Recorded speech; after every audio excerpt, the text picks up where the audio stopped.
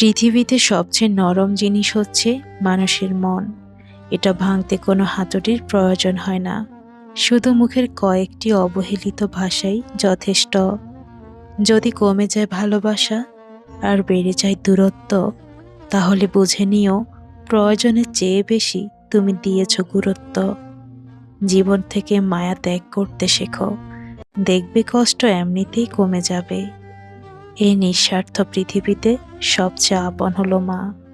কিছু মানুষকে বোঝানোর ক্ষমতা আমাদের নেই, তাই নিজে থেকে দূরে সরে যাওয়াটাই বুদ্ধিমানের কাজ।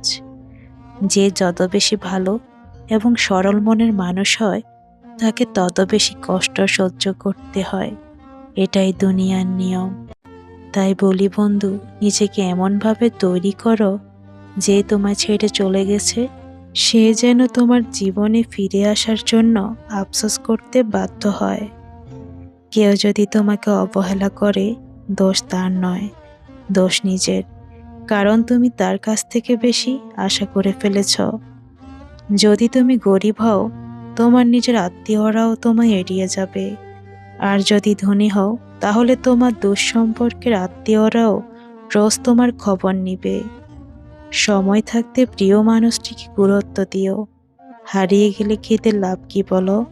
সম্পর্ক রাখার ইচ্ছে যদি দুপাশ থেকেই থাকে, তবে কোনো সম্পর্কই ভাঙা সম্ভব না। জীবনে দুই ধরনের মানুষ থেকে দূরে থাকবে, এক ব্যস্ত মানুষ, দুই অহংকারী মানুষ। কারণ ব্যস্ত মানুষ নিজের ইচ্ছে ছাড়া কথা বলবে না, আর অহংকারী মানুষ নিজের স্বার্থ ছাড়া পাশে থাকবে না। এই শহরে ক্ষণিকের জন্য হাত ধরার মানুষের অভাব হয় না, অভাব হয় শুধু হাত ধরে শেষ পর্যন্ত পাশে থাকার।